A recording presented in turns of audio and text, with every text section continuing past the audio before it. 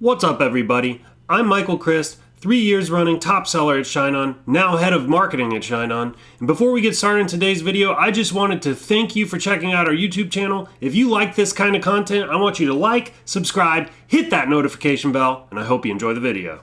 So Matt asks, tips on using more advanced scaling methods, manual bidding, and how when to tighten rules to improve profitability on a product pixel with a decent amount of data, 500 purchases. So tips on using more advanced scaling methods and manual bidding and how when to tighten rules to improve profitability. So first of all, when it comes to tips to scaling your big campaigns, one of the things I always say is like, once you have a phrase that's kind of indicating that it's a winner and it's profitable and you're getting sales, that's kind of just the start of it. That's when you kind of have to switch gears a little bit and put on your marketing hat. And now's really the time to dial in that campaign. You need to do it at different levels. So I would probably start at the bottom of the funnel maybe and work your way backwards. And it kind of depends on what your ad data is telling you. You may have a different kind of weak point in there. So for example, if your CPMs are really high and your click-through rates have gone down, then maybe what you need to focus on first is improving the click-through rate, that kind of thing. But as a general rule of thumb, I like to start at the bottom of the funnel, work my way backwards. So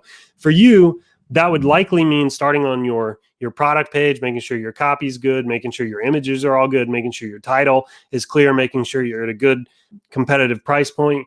Think through the AIDA formula I've shared about copywriting, so you want to write it so you get attention, interest, desire, action. That's the AIDA acronym there. Make sure your copy all makes sense. Make sure it's clear.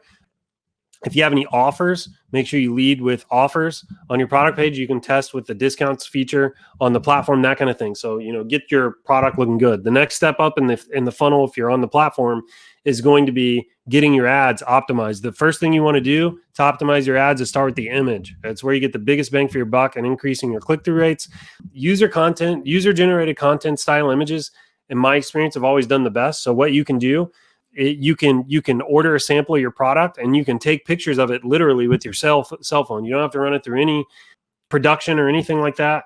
And you can use that in an ad. And believe it or not, that works really well. You can put it on a table. You can hold it in your hand. You can take the photo outside. There's a million ways you can just take the photo.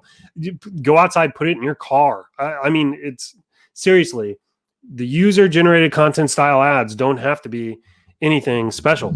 So I'd recommend do that. Start with the image. And what you can do is you can test like 5 different images against each other to see which one performs the best. You can do that in a dynamic ad, or you can do that with 5 different ad sets. You can set up rules so that you run your ad sets to a certain number of impressions and then turn the ad sets off and then evaluate your winners. There's a bunch of different ways you can do that to dial in that image. But the big takeaway here is just test 5 different images against each other, find your winner, right? Then what you do is you want to test 5 different ad copies against each other. Try the short, medium, long ones with emojis, without emojis, leading with an offer, leading with the phrase, all that kind of stuff. Test 5 different ad copies, then test your different headlines. And then, hopefully if all those kind of stars align, you'll have a pretty good campaign. One more kind of vector to test there, if you have a winning phrase, is test the phrase on 5 different designs. That's one more kind of variable that you can test if you've dialed into a winning phrase. So anyway, hope that helps answer your question, Matt. Good question.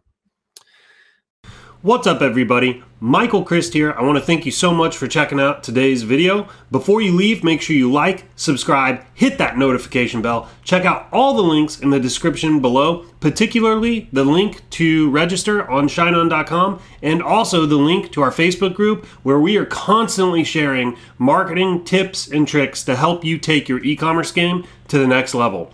So once again, I hope you enjoyed today's video and we'll see you in the next one.